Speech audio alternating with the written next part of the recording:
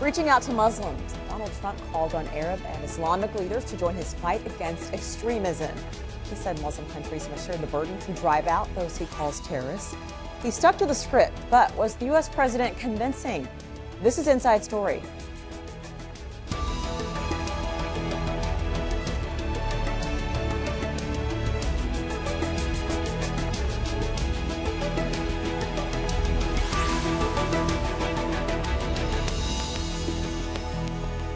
Hello and welcome to the program. I'm Rochelle Carey. Business, terrorism, governance. The Arab Islamic American summit in Riyadh had it all. It was Donald Trump's first trip abroad as president, and Saudi Arabia pulled out all the stops with a grand royal welcome. A business deal was signed worth $350 billion, about a third of which was weapons sales. Trump and Saudi Arabia's King Salman say political relations have also been strengthened. And so now to Trump's much anticipated speech to the Arab world, a world he has been strongly critical of during his election campaign. He urged Muslim leaders to take the lead in the fight against terrorism. Terrorism has spread all across the world, but the path to peace begins right here on this ancient soil in this sacred land. America is prepared to stand with you in pursuit of shared interests and common security. But the nations of the Middle East cannot wait for American power to crush this enemy for them. The nations of the Middle East will have to decide what kind of future they want for themselves, for their country, and frankly, for their families and for their children. The summit was also about realigning perceptions of power in the region. Former U.S. President Barack Obama seemed to distance himself from Saudi Arabia by working with Iran as a regional leader. As a longtime critic of Iran, Trump is looking to reverse that policy. From Lebanon to Iraq to Yemen, Iran funds arms and trains terrorists, militias, and other extremist groups that spread destruction and chaos across the region. For decades, Iran has fueled the fires of sectarian conflict and terror. Until the Iranian regime is willing to be a partner for peace, all nations of conscience must work together to isolate Iran, deny it. Funding for terrorism cannot do it. And pray for the day when the Iranian people have the just and righteous government they so richly deserve. We'll speak to our guests in a moment. First, let's talk to Robert Jordan. He is the former U.S. ambassador to Saudi Arabia. And Mr. Ambassador, thank you very much for joining us. What would you say Donald Trump has accomplished so far on this trip? I think he's accomplished what he set out to do, which was to, first of all, make it clear to the world that he is not Barack Obama, that he has a stronger view of relationships, particularly with the Sunni Middle East. And I think he also wanted to make it very clear that despite some of the campaign rhetoric, he actually has respect for the religion of Islam and is trying to differentiate between those who use the religion for devious purposes and those who actually adhere to it in a moderate and respectful way. Should people have confidence, though, in the things that he said and what he's reflecting, since, as you brought up, he said something completely different on the campaign trail? Well, time will tell. My guess is that he will stick with the current view of things. Let's remember that he has not been a politician. He's a brand new president. He is, I think, in a learning process now, and he seems to learn best from personal encounters, personal conversations. And so I think part of this trip is really the education of Donald Trump. So what more do you see in his administration's vision for the region? Well, I think the speech spells out a galvanizing effort to take on the terrorists in a confrontational way. What the speech doesn't do, and I think there's more to be done here, is to address the political and social factors that can become a breeding ground for terrorism. Poor governance, lack of participation by citizenry, and corruption. And so I think this is where these countries of the Middle East also can contribute tremendously by improving their governance, eliminating corruption, as many of them are trying to do, and make it clear that there is a role for their citizens to play, and that they should have greater participation. So this is down the line. You can't pour everything into one speech, but I do think that's probably one of the next steps. Do you think it's possible that Donald Trump and his administration will realize along the way how difficult these challenges are? Because if they were so easy to get done, somebody would have gotten them done. Exactly. I think there would be a reality check from time to time here. I think every new president comes in with an agenda of optimism and a belief that they can cure all the world's problems. And it's obviously not the case. And I think that reality will set in with them as well. Particularly when there's not necessarily a consensus on what terrorism is, who a terrorist is. You have to be very careful with the words that you use. If there's so much diversity of thought on something like that, how much of a challenge is it for people to be on the same page about what to do about it? I think it's a tremendous challenge to cut through some of the self-serving notions of terrorism that some of these regimes have. So, for example, the Turks and President Erdogan view the Kurds as terrorists, and yet the American view might be somewhat different there. So I think there's going to have to be a baseline in which we recognize certain clearly terrorist activities and others that are going to be more ambiguous. We're going to have to live with ambiguity, I'm afraid, throughout the rest of history. I think that's actually a perfect place to wrap this up. I think you summed that up just right. Mr. Ambassador Robert Jordan, thank you very much for your time. Joining me now, our guest from Riyadh, Ahmed Al Ibrahim, a Saudi affairs specialist. In Washington, D.C., Henri Barkey, the director of the Middle East program at Woodrow Wilson International Center for Scholars. And from Tehran, Sadegh Zibakalam, professor of political science at the University of Tehran. Welcome to all of you for this discussion. I appreciate it. Ahmed, I want to start with you in Riyadh. Do you think that U.S. President Donald Trump managed to heal any doubts, any damage that may have been caused by some of his campaign rhetoric, in particular the travel ban that he tried to impose on 7 Muslim-majority countries, a ban that was only not imposed because the courts have stopped it? Do you think that has he accomplished anything to pivot on that? Well, definitely President Trump, by landing Air Force One in Riyadh, Saudi Arabia, the land of the Holy Islam, Mecca and Medina, definitely sealed that. What Trump did is not only he came to the country, he chose the right cabinet that they know the region.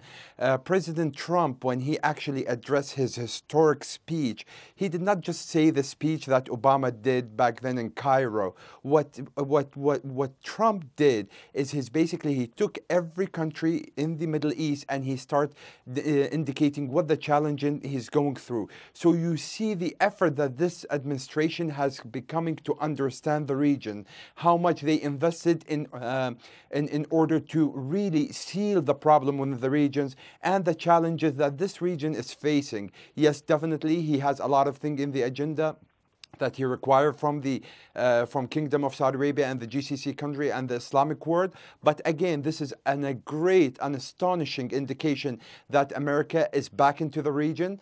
Saudi Arabia did not change for the past 8 years. What happened is the American administration changed back. Saudi Arabia has been always an ally and actually is consistent with the American policy, and they are going to restart the biggest relationship ever after the meeting of the founder of King Abdulaziz and President Roosevelt on top of the ship Quincy. Henri, do you think that President Trump has successfully pivoted from what some of his campaign rhetoric and a policy that he wanted to enact, this travel ban? Do you think he has significantly pivoted from that in this outreach to the Muslim world? Look, it's very difficult to tell on the basis of one visit and one speech whether or not the United States as a whole has pivoted. Mr. Trump actually doesn't know the region very well. He doesn't know the leaders at all. He doesn't know the issues very well at the moment. So I mean, he read a speech that made some of the points that his host wanted to hear. But the proof of the pudding is in the eating. I mean, let's see what kind of policies will emerge from this. At the moment, this administration is having a terrible time at home and is having a lot of difficulty articulating policies. And in reality, when you dissect the policy that Mr. Trump is enunciating, it really is not an engagement with the Middle East. It is a partial engagement and only a military engagement, an engagement with the leaders and not the peoples of the region. In that sense, President Obama failed, I think, because he came in and he had this grandiose speech. He wanted to show the United States as a leader, not just in terms of at the political level, at the economic and social levels, but he didn't follow through. Now, Trump is not promising any of these things. He's only promising essentially a military relationship, and that's easier, of course, to deliver. But is that enough? I mean, and time will tell. Okay. Okay, Zadig, one thing that Donald Trump was very, very clear about, President Trump, is he has a very tough stance on Iran. How was the speech received there? It was very unfortunate, Mr. Trump's visit to Saudi Arabia and also his speech in Riyadh, because it came at a time when Iran experienced a very, very fantastic election that Iran is proud of it as an election which resembled democracy in Iran. More than 45 million people took part in that election, and you can only compare that election to a very Western democratic values.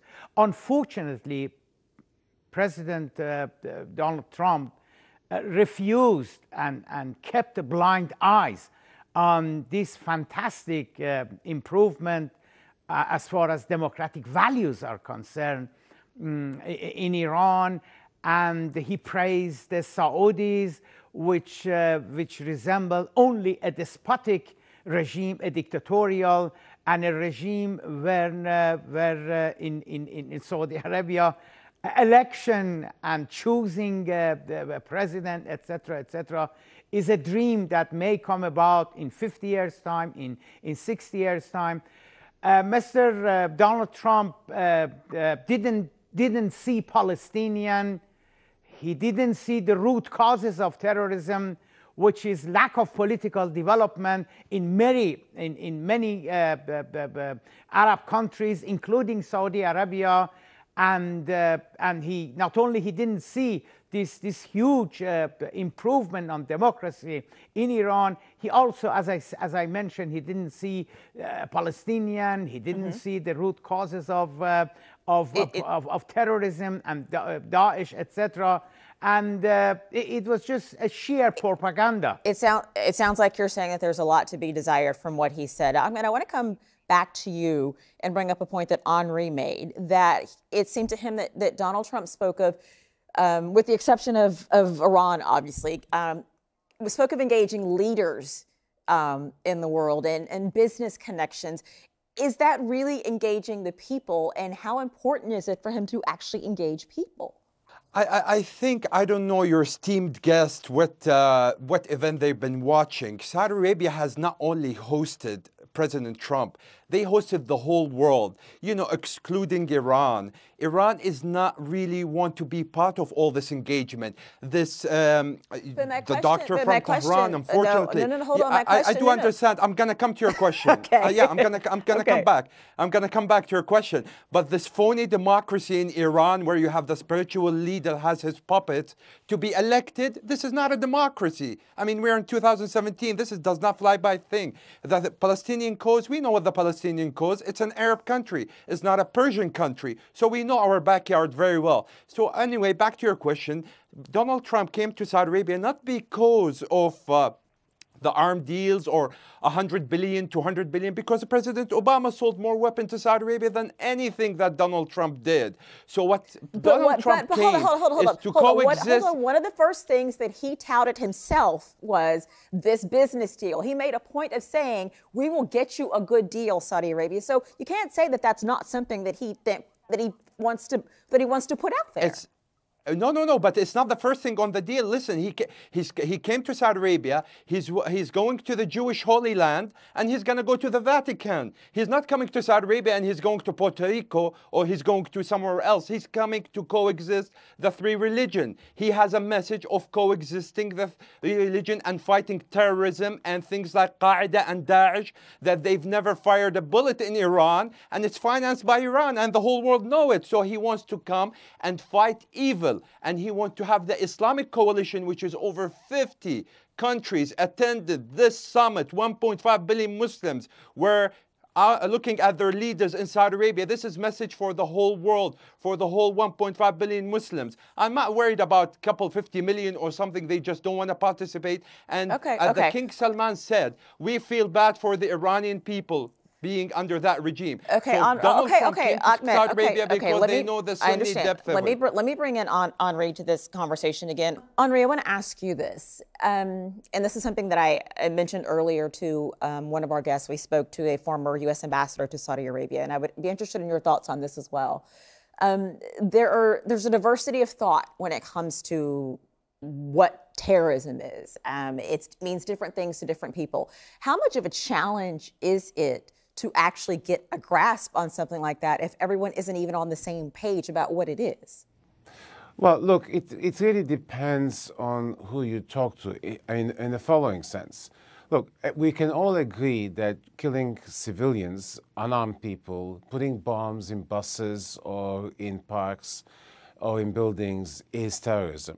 But there are people who actually would not agree to that. I mean, if you look at the behavior of Hamas, for instance, which has done all kinds of suicide bombings, I mean, Hamas has a great deal of support in the Palestinian community and beyond. Even though we could all agree on the basic principle that you should not attack civilians. So, I mean, I think we need to make this distinction between attacking. And you actually make the point, and I want you to continue, but you're right. You describe it that way. Someone else would call it just the resistance, therefore the challenge in this, right? But look, resistance, I think individuals have the right to resist. They can resist in peaceful manners, they can resist in violent ways. But if you're going to resist violently, then you do it against people who can defend themselves.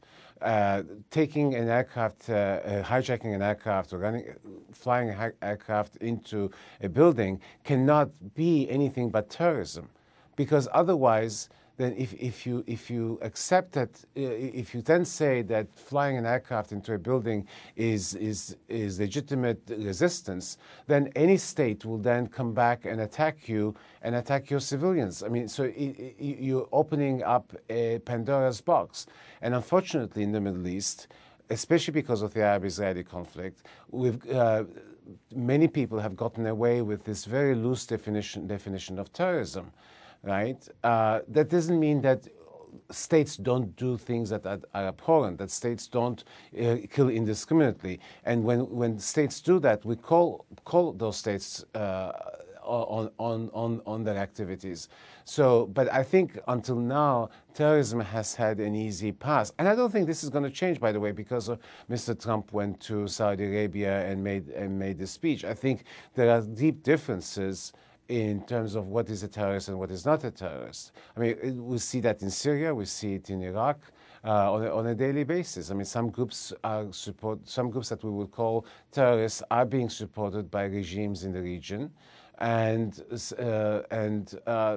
other groups that are more moderate, let's say, that only attack, let's say, the Syrian government because they haven't been very effective, have been cast aside. So I don't think we're going to see a big change in this because of Mr. Trump. Zadig, I want to bring you in on, Henri mentioned Syria, which I think is really very important to discuss. Now that Saudi Arabia has this new boost of support from the U.S. just verbally and also when it comes to weapons. Do you think Iran will change course in Syria? Well, Iran has always maintained that the ultimate solution for Syria is a free and fair election. Now, Iran, in theory, is prepared even to accept that if the Syrian people choose a government other than Bashar Assad, Iran is prepared. Iran, I'm repeating, Iran is prepared to accept, provided that international bodies, international organization can guarantee that the election would be free and fair, because the Islamic regime maintains that the only solution, the only possible solution ultimately in Syria must be maintained by the Syrian people. In the meantime, Iran is supporting Bashar al-Assad. I'm asking, do you think that will waver in any way?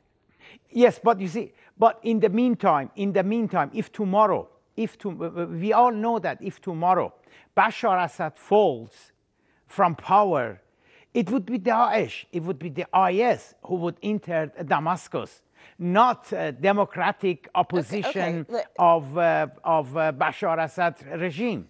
Ahmed, let me bring you into this because I could tell by your reactions off camera you have some thoughts, but let's just to remind viewers, U.S. policy has basically been much more aligned with Bashar al-Assad, right? But where do you think? Yeah. Go ahead. I mean, the doctor just told you he guaranteed a good election in Syria. That tells you how much Iran is holding Syria, and they're holding Bashar al-Assad by his neck. They are very infiltrated in the system.